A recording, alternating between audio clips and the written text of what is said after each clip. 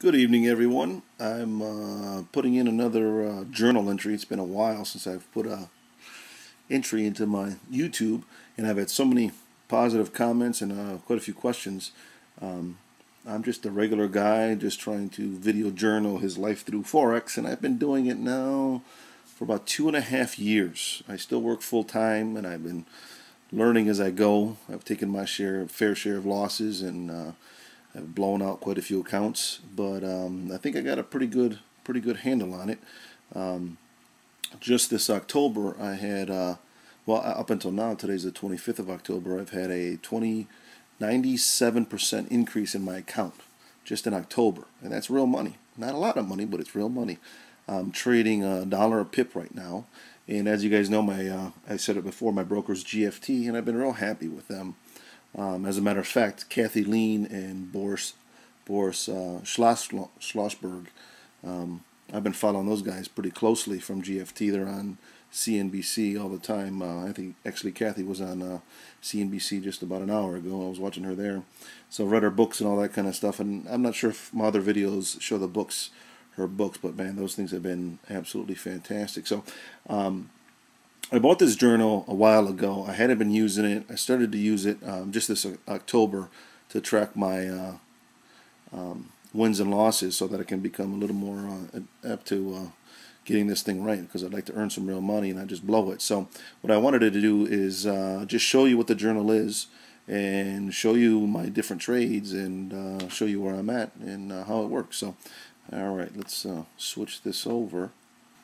All right, before I show you the trade journal, just take a quick peek at this this quote. I read this book by Jim Rogers, Adventure Capitalist: The Ultimate Road Trip.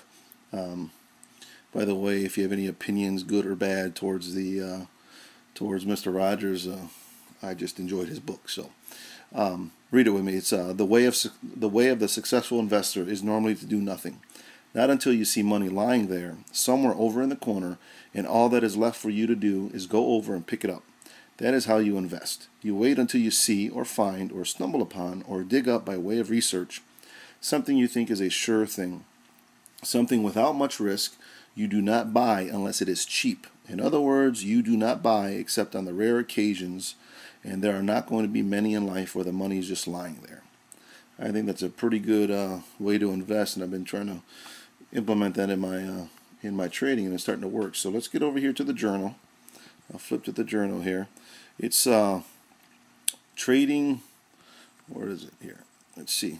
TradingSpreadsheets.com. TradingSpreadsheets.com. By the way, I get no money for this. The guy doesn't even know me. I think I paid $75 for this thing, and it has been by far the best trading software journal that I've seen. If you've seen others, please email me, shoot me a comment, because I'd love to see them. But I did pretty decent research, and this is the best one I found. So as you can see over here, you can follow my mouse if you can see it on the left. You have your winning trades, your losing trades, and your scratch trades. Each one of them has a description. It's pretty neat when you put them over there. But I had 38 winning trades and 8 losing trades, with a profit and loss of 530 wins and 176 losses. Tells you your average right there. If you go up to the top, it shows you your gross profit and loss, your net profit and loss, your win percentage, your profit factor, and all that kind of stuff. Well, that's a little deep for me. I still don't understand everything. Your expectancy and your total risk, and you can set up your risk and all that kind of stuff right there. And this is my actual account here. I took a little bit of money out in September. September I had a 22% gain, but I didn't do a very good tracking that. So on October I dedicated myself to doing this. So I had $364, and the current value was $719, which gives me a percentage of net gain of 97%, which is pretty cool. So I'm excited over that. I'm currently long in the U.S. yen. I'm praying for a BOJ intervention here by tomorrow or Thursday and see if I can catch 100 or 200 pips. But over here on the left, there's codes, long trade, short trade, and these are some of the trading strategies that I use. Some of these names I made up because I'm not sure if they had any formal names. So when I entered the information in, all I have to do is enter in these codes, and it automatically recognizes the program. or recognizes the strategy. Same with trend, cut, and trend and sideways, which, you know, I'm not great at using that, so those numbers aren't the greatest because I kind of just put those in there. And here's the chart, the time frames. I trade off the daily chart, the 15-minute, and the 5-minute. The daily chart, I try to get the overall view, and I use the MACD and the stochastic religiously. And then 15-minute gives me a good idea of buying in, and so does the 5-minute. So I keep track of that. Here's all the currency pairs that I trade. I don't trade all of them, as you can see. The euro, most of my trades are the euro, and I had 5 in the Australian US and 2 in the US yen, which I'm in right now, and 1 in the pound yen.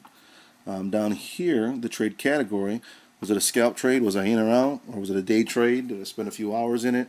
Or a swing trade? Did I spend a day or two? The exit management, all this, by the way, is customizable. So you can trade, you can change scalp trade, day trade and swing trade. The exit management, all or nothing. This stuff I think was pretty standard. I didn't change much of this yet. Closed early, partial profit, trailing stop, stopped out. So you can get an idea. And all these aren't accurate. I close out early a lot of my trades. I don't trust myself yet. So over here, the codes for the error recognition. You know, not in the trading plan, faulty chart pattern, entered too soon, all this kind of stuff. You can put it in there without having to explain it in words, which will take up a lot of space and a lot of reading if you can master these codes. Fluke happenstance, internet failure, platform failure. I'd like to blame it on those two all the time, but it just doesn't work. And then good trades, milestone trades, send this trade to mentor, use this for blog. I don't have a blog, but this stuff was just basic, so I just left it in there. If you scroll over to the right, it has the equity curve, which shows a great equity curve straight up, so I'm happy about that. I don't understand that 100% yet, but I'll start working on that later. But what I really wanted to do was show you the trades, how you enter the trades, because this is actually what has really helped me, is that you put in the time, you put in, or the date, and you put in the time. The currency code, the Euro US is 1, so you put 1. It automatically fills in Euro USD. I trade mini lots, so $1 a pip. Long or short, LRS, put that in there. It tells you, it keeps track of that. You put in how many lots you're trading. You can actually scale in or scale out if you want. The entry price the price that I got in at. If I put a stop and target, I know this may be wrong, but I don't use a lot of stops. I have an idea of where my stops are, but I don't use a lot of stops because I'm a bit of a conspiracy theorist, and I think sometimes brokers will stop you out.